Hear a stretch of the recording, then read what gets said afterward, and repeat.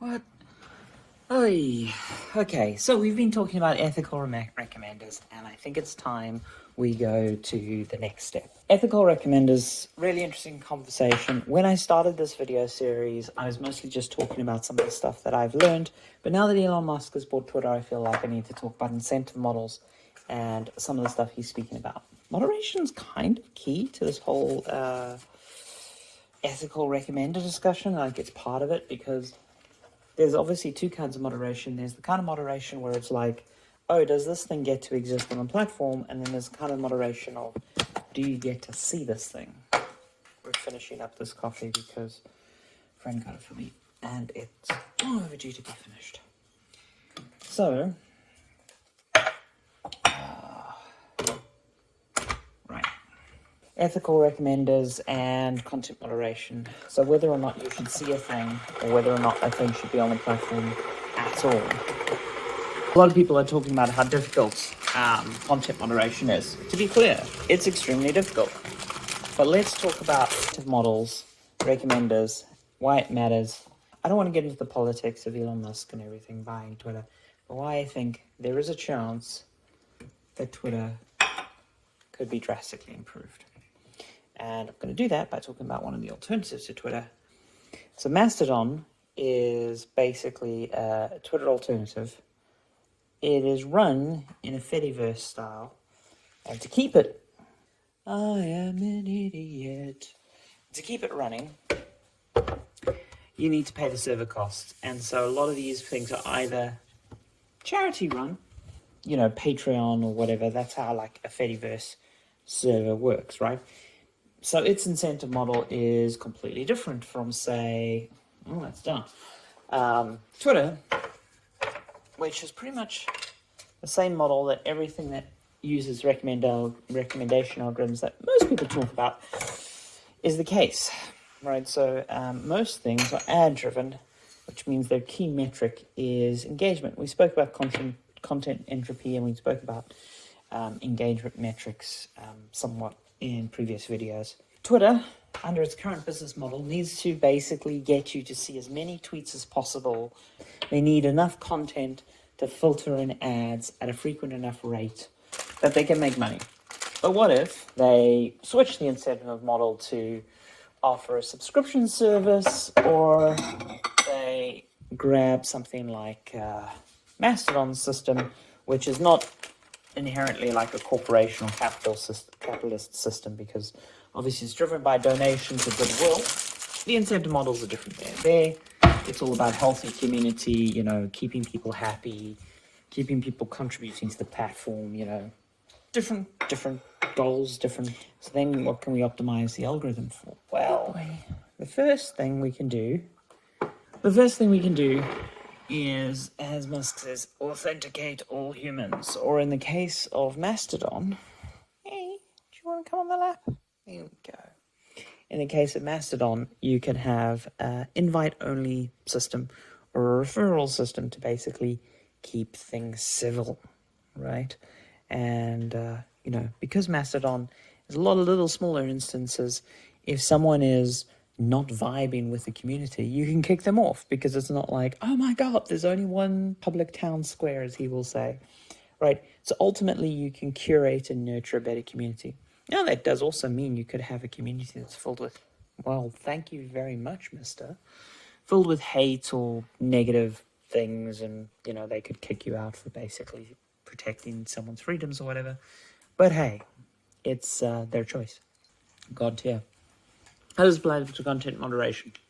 If I'm optimizing my particular algorithm to show you the most engaging tweets, what I'll optimize to eventually, just a guarantee, is I'll be optimizing towards getting you emotional damage, because that'll get you engaged, that'll get you riled up.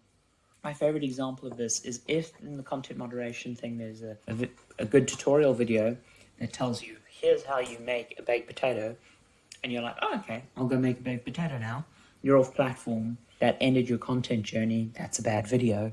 Whereas if at the end of the video you're like, oh, I'm super interested, or this person's really funny, I'll continue to watch their videos. According to the engagement metric, that's a better video.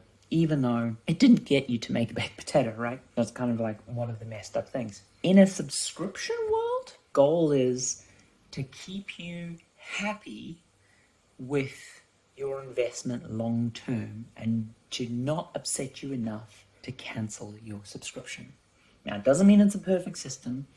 It does mean that you will get certain dark patterns of basically fading into the background. There's ways that subscription models can be negative, right? If their focus is to get you to forget that you're paying them a small stipend, that's not great. But ultimately, it's about minimizing regret, which I think is a good place to be. Also, if you're in a situation where, let's say, you go to the Twitch model with subscriptions and cheers, where I can subscribe to someone's tweet or I can share someone's tweet or whatever, then unfortunately you eke your way in towards the land of celebrity and the land of parasocial relationships.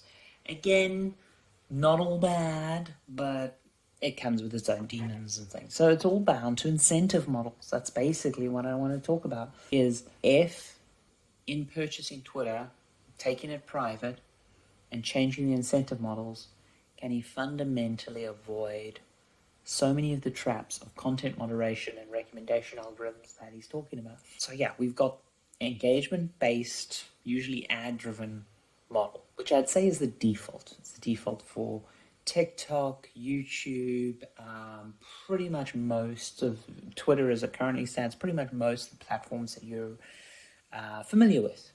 It allows you to mostly keep the platform free for entry and free for use, push your recommendation algorithms to favor content that maximizes engagement. Engagement's not always good. You could go the Twitch model, does push forward good content and it incentivizes content that people very strongly align with, and is very polarizing content, because if you kind of like someone, you don't get your wallet out and tip them.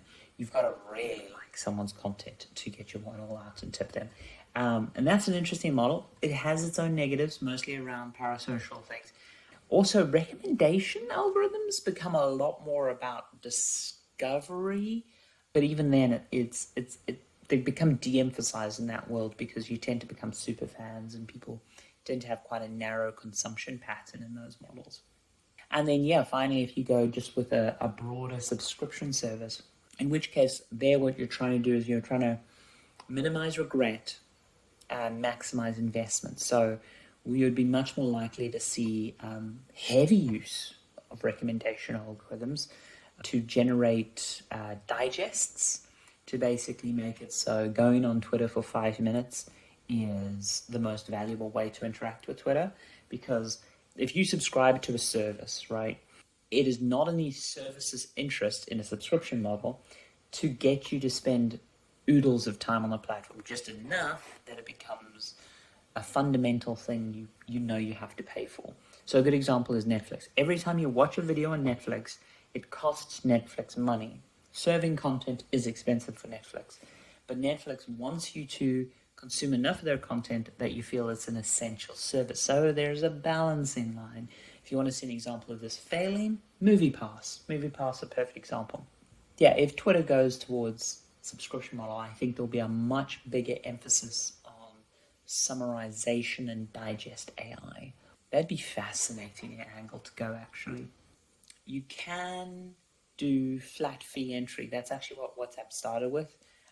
At scale, it works. Again, it comes down to your cost per user, which is a separate talk for the cost of running your service and how you optimize all that.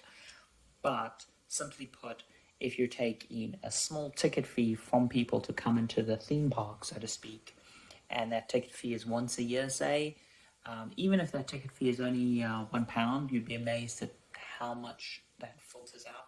It wouldn't filter out political actors and some stuff there, because that's a whole thing. But hey, those are the models.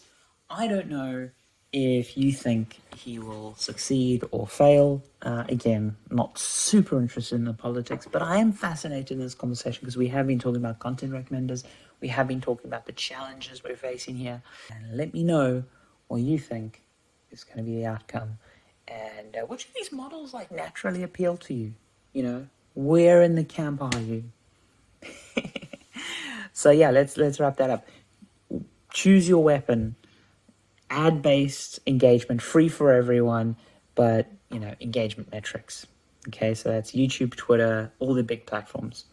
If you want subscription services like Netflix model, like some newsletters, things like that, right? So you're paying to the broader service, you're not paying to individual creators. Or you go the individual creator subscription / the tipping model, which will lead to much deeper content, deeper relationships, narrow the discovery chain, but will lead to more parasocial relationship stuff. And the flat fee ticket entry, which generally keeps down the noise, but is easy to sort of hop the fence, so to speak, for a relatively small fee. So yeah, what's your pick?